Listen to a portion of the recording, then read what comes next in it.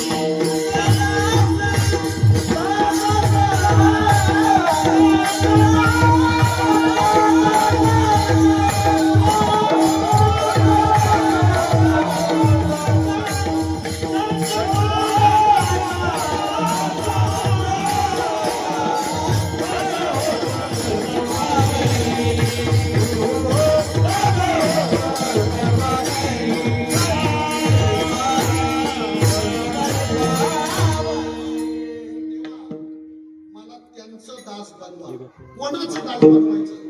मज दास करी त्यांचा दास बनवा. कोणाचा? संत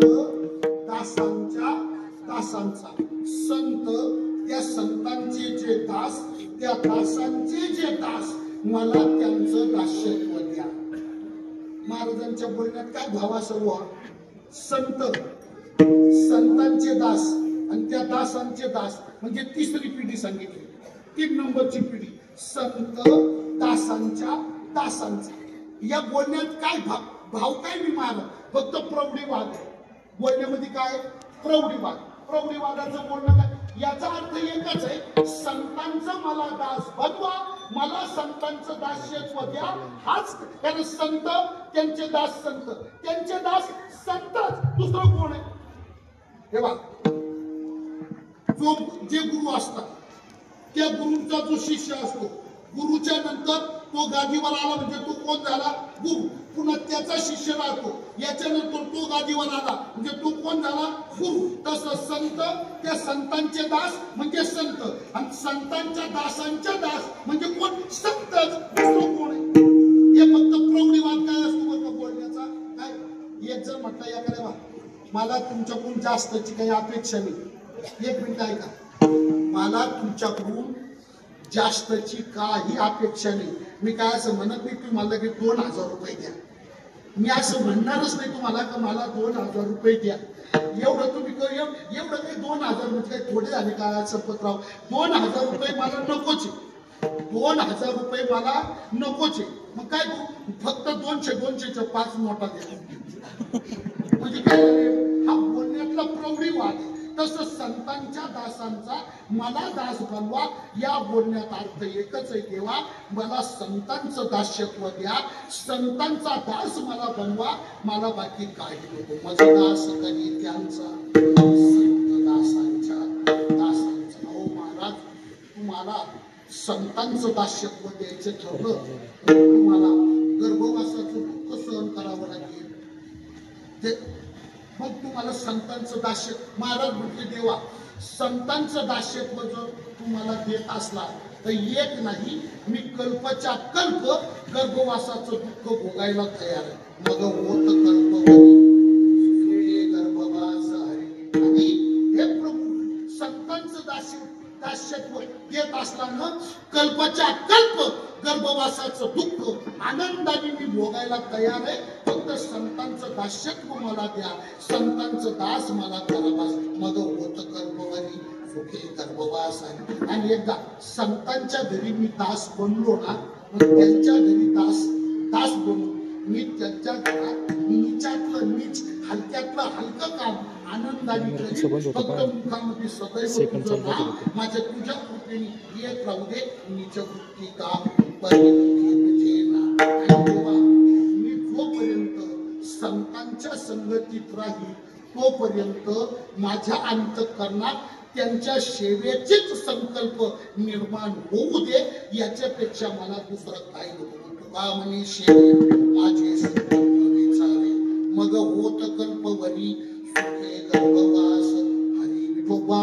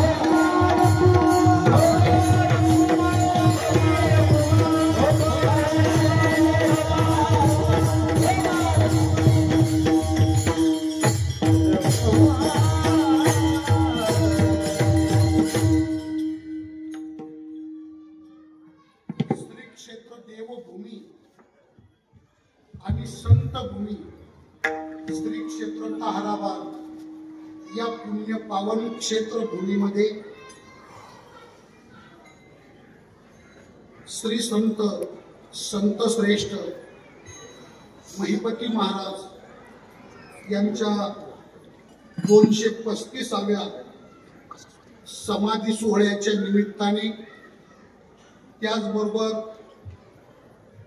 कैवल्य चक्रवर्ती साम्राज्याचे सम्राट संत श्रेष्ठ ज्ञानराज माऊली यांच्या 750व्या जन्म उत्सव सोहळ्या प्रित्यर्थ त्याचबरोबर जगद्गुरु श्री संत तुकोबाराय यांच्या 375व्या सदैव वैकुंठ गमन सोहळ्यानिमित्त आणि त्याचबरोबर संत श्रेष्ठ नामदेव महाराज यांच्या 675व्या समाधी सोहळ्याच्या निमित्ताने प्रतिवर्षाप्रमाणे या ठिकाणी संपन्न होणारा संत श्रेष्ठ महिपती महाराज यांचा समाधी उत्सव आणि या समाधी उत्सवाच्या निमित्ताने संपन्न होणारा अत्यंत शिस्तबद्ध अतिशय गोड अतिशय देखणा पाहता क्षणी नजर लागावी असा दिव्य अशा प्रकारचा हा हरिनाम सोहळा सप्ताह सोहळा या ठिकाणी संपन्न होतो आहे। भगवान श्री पांडुरंग परमात्म्याची असीम कृपा संत श्रेष्ठ महिपती महाराजांचा कृपा आशीर्वाद परम आदरणीय श्री हरिभक्तीपरायण ज्ञानी